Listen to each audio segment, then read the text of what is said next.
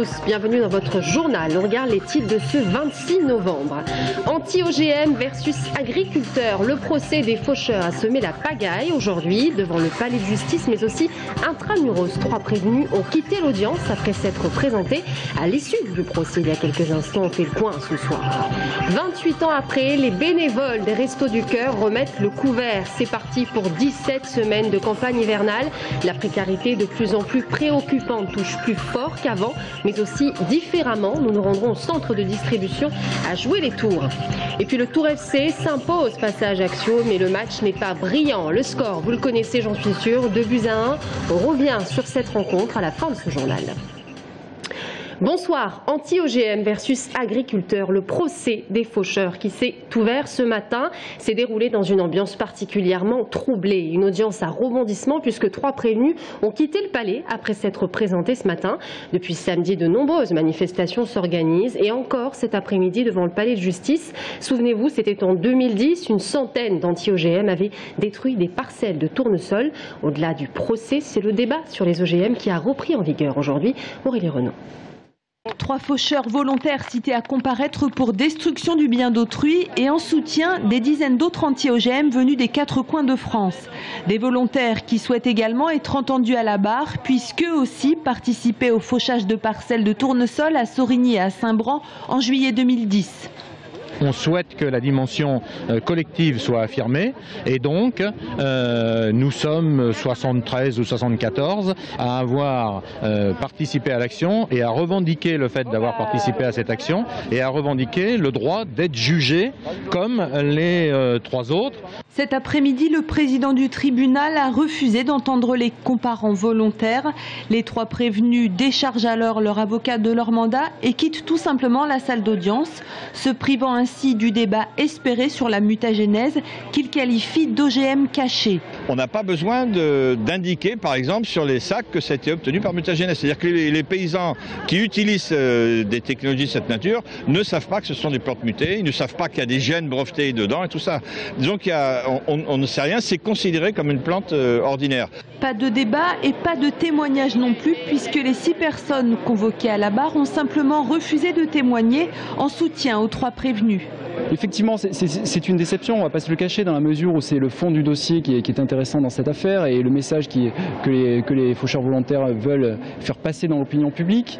Mais il y a des moments où il ne faut pas compromettre avec les principes, se compromettre avec les principes. Et les faucheurs volontaires aujourd'hui ont choisi de ne pas se compromettre avec le principe que l'action était avant tout collective, unitaire, et qu'il est anormal que seulement 3 personnes soient jugées, alors que 78 en tout se présentent devant la juridiction. C'est une situation déplorable, indiquait le procureur, une perte de temps pour le tribunal et un préjudice pour les 6 autres affaires qui devaient être jugées aujourd'hui à Tours. Les prévenus vont donc être jugés en leur absence et sans moyen de défense puisque l'affaire continue. Et j'ajoute que les 2 agriculteurs ont obtenu chacun 3 000 et 4 000 euros. Le procureur a requis 3 ans de prison avec sursis pour les 3 prévenus qui avaient quitté l'audience ce matin. La lutte contre la pauvreté devient de plus en plus difficile. 28 ans après, les 615 bénévoles d'Indre-et-Loire des Restos du Cœur remettent le couvert. C'est parti pour 17 semaines de campagne hivernale. L'an dernier, en Indre-et-Loire, 1 050 000 repas ont été distribués. Étudiants, familles monoparentales ou encore retraités, la précarité touche plus fort encore cette année et différemment. On se rend dans un centre de distribution à jouer les tours avec Brian Bock. Dans ce centre de distribution des Restos du Cœur à jouer les tours, on prévoit de servir 8 à 10 000 repas chaque semaine. Aujourd'hui, premier jour de la campagne d'hiver et le nombre de bénéficiaires ne diminue toujours pas. Bien au contraire, pour les bénévoles, l'effet crise se fait évidemment ressentir. Là je pense, et cette année je pense beaucoup plus. On s'est aperçu qu'il y avait des nouvelles têtes, oui, des nouveaux bénéficiaires. Ça a beaucoup augmenté, et on voit de plus en plus de personnes, comment je vais vous dire, de retraités maintenant. Les profils de bénéficiaires évoluent, ce ne sont donc plus seulement des familles. On retrouve également plus d'étudiants et surtout des femmes seules avec enfants, comme cette mère qui vient depuis maintenant 1 an. Ça fait bizarre, c'est vrai, mais quand faut y aller, c'est tout. On ne peut pas rester chez nous, attendre qu'on nous amène quelque chose, c'est le moins de dire. Pas le choix, ce sentiment est aussi partagé par cette jeune femme rencontrée à la sortie des Restos du Cœur.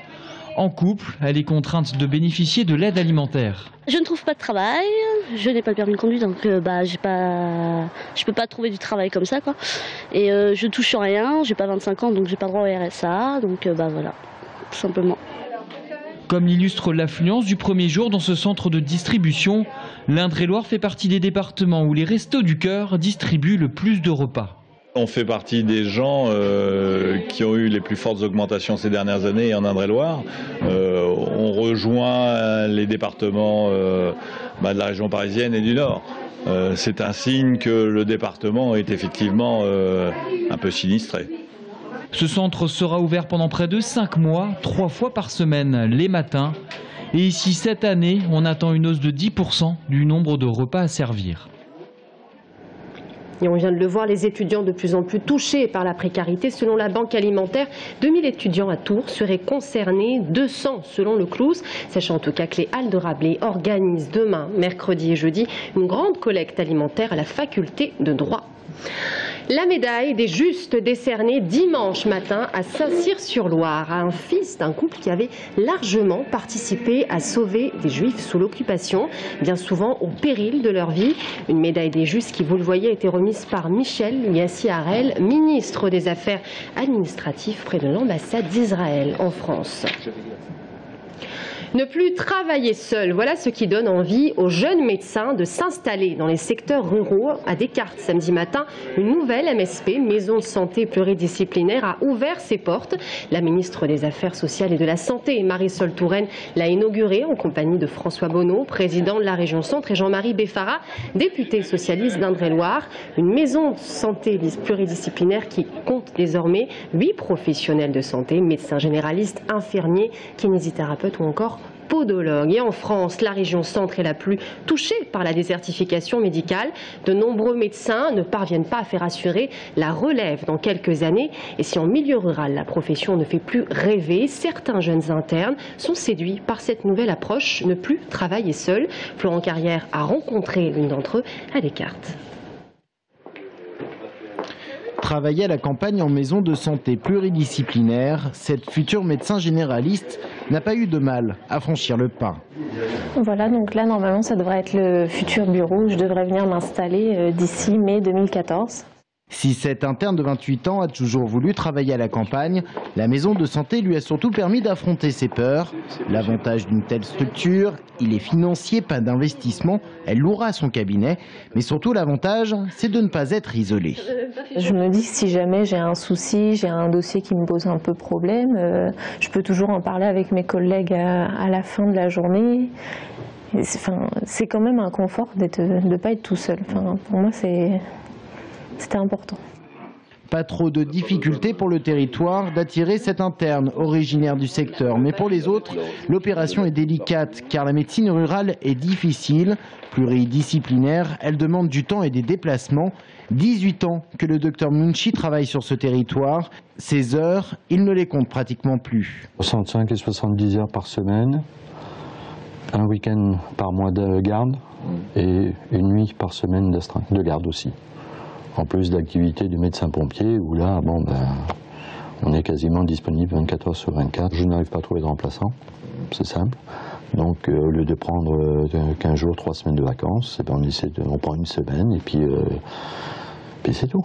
Ce qui fait tenir le docteur Munchi, c'est le lien humain qu'il entretient avec ses patients, un lien qui n'existe pas en ville. Ici, l'inquiétude, elle vient surtout de la relève, incomplète à ce jour. On a des médecins qui, dans les 10 ans, vont partir à la retraite. Ils sont très nombreux, mais même nationalement. Or, pour former un médecin, il faut 10 ans. Ça veut dire que la réaction doit arriver aujourd'hui, brutalement, fortement, sinon on aura une période pire. Les maisons de santé pluridisciplinaires, le nouveau visage de la médecine rurale, mais à elles seules, elles ne suffiront pas à lutter contre la désertification médicale qui touche toutes les disciplines de santé. D'autres pistes se trouvent notamment dans l'aide à l'installation. Et on vient de le voir, les maisons de santé pluridisciplinaires sont un outil efficace mais encore insuffisant pour attirer les médecins en zone rurale. Favoriser l'attractivité, voilà l'un des plus lourds impératifs de la ministre de la Santé, Marisol Touraine. On l'écoute. Nous allons, dès l'année prochaine, financer ce que nous appelons des praticiens territoriaux de médecine générale. Ce sont de jeunes médecins libéraux qui, s'ils viennent dans les mois qui suivent leur sortie des études, recevront un soutien financier pendant les 2 années qui suivent leur installation, parce qu'on sait que pour un jeune médecin, c'est le moment de l'installation qui est le plus difficile. Je crois qu'avec un ensemble de mesures comme celle-là, qui seront complétées par d'autres, notamment sur les stages, sur les études médicales, eh bien, nous allons pouvoir embrayer sur une nouvelle dynamique et une nouvelle politique. L'union fait la force. 3 départements de la région centre viennent de signer un accord de coopération pour dénoncer le report de l'acte 3 de la décentralisation à l'an prochain. Loir-et-Cher, Eure-et-Loir et Loiret, 3 départements à droite de l'échiquier politique qui sont sur le point de mutualiser leurs moyens, notamment dans le domaine des infrastructures de transport ou encore des énergies renouvelables. Les pandas, indicateurs des bonnes relations entre la France et la Chine. Au zoo de Beauval, cela fait presque 1 an que ces nouveaux locataires aux faux airs de Nounours sont arrivés. Aujourd'hui, ils vont bien et c'est surtout le zoo de Beauval qui se porte bien après avoir dépassé le 1 million de visiteurs. L'ambassadeur de Chine et Jean-Pierre Raffarin, acteur incontournable de l'amitié franco-chinoise, ont inauguré l'installation des 2 pandas stars, Agnès Michaud et Valentin Boudet. Il aura fallu 8 ans de négociations et de préparation pour accueillir les 2 pandas géants, des animaux hautement symboliques en Chine. Arrivés le 15 janvier 2012, ils ont pris leur marque au sein d'une installation de 5 millions d'euros conçue spécialement pour eux. Près d'1 an après, le bilan est extrêmement positif. Ils vont très bien, ils ont pris 20 kilos, ils mangent 40 kilos de bambou chaque jour. C'est 1 million de visiteurs qui sont venus les voir. C'est 100 personnes que nous avons recrutées en plus pour accompagner nos visiteurs cette année. Et c'est beaucoup de projets en perspective. Un tourisme en région centre boosté, mais aussi une amitié franco-chinoise réaffirmée. C'est ça l'effet panda. Là, on a un animal qui exprime tout ça et qui crée de la curiosité et qui, au fond, est un bon média entre la France et la Chine. C'est un échange amical et puis c'est un échange qui se fait dans le contexte général de l'intensification des coopérations entre les 2 pays. Il y en a multiples et j'espère que ce sont des coopérations qui ont porté des fruits et qui porteront encore des fruits pour le bien de nos 2 peuples.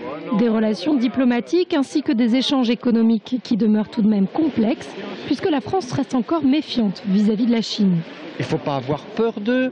Je vois ici ou là, on a peur du péril jaune, on a peur de la puissance économique. Quand on annonce qu'une entreprise chinoise vient ici, on est inquiet. Mais non, il faut que les entreprises étrangères viennent aussi chez nous, comme nos entreprises françaises vont chez les autres. Il faut pouvoir faire du Made in France qui soit équilibré dans ses ventes en Chine et du Made in China dans ses ventes en France. Et pour sceller ce pacte franco-chinois, quoi de mieux qu'un bébé panda né à Beauval ? Et si le hasard du calendrier le permet, il pourrait voir le jour en 2014, à l'occasion des 50 ans des relations diplomatiques entre les 2 pays. Le Tour FC reprend confiance face à Ajaccio ce week-end. Ils se sont imposés 2-1, un match sans grande prétention. Le match n'est pas brillant, certes, mais face à l'agressivité des Corses, le Tour FC a su sortir vainqueur. 10e au classement, c'est la première fois qu'il passe dans la première partie du tableau, en tout cas juste avant le match de ce soir entre Clermont et Monaco. On écoute Prince Onyangui. Ouais, c'est vrai que dans la semaine, le groupe a été perturbé par cette défaite, puisque nos dirigeants sont intervenus dans les vestiaires. C'est vrai, c'est logique, c'est normal. On n'a pas fait le diable à la fleurie. Voilà, donc la semaine, elle était un peu... voilà, on était encore à Fleury. Et puis, il fallait vite revenir sur le match de ce soir. Et voilà, ça n'a pas été terrible, mais bon, au final, c'est 3 points. Et puis en basket, entre l'ADA et Vichy, le match aura été éreintant. Ce sont les Auvergnats qui en sont sortis vainqueurs. Le score 73-75. Le point noir du match, eh bien, c'est la dernière possession qui aura été contestée par les Blésois. Et justement, si vous souhaitez en savoir plus, savoir des interviews des joueurs et savoir tout ce qui se passe dans votre équipe, l'ADA Blois, eh bien regardez Au Rebond. C'est la première de ce magazine consacré à cette équipe. Première diffusion demain soir à 19h30, juste après la fin du journal. Voilà, merci beaucoup de nous avoir suivis. C'était le journal de la rédaction. Dans un instant, notre invité de la rédaction, Gérard Bobier, président de la Chambre des métiers, nous rejoint sur ce plateau. À tout de suite.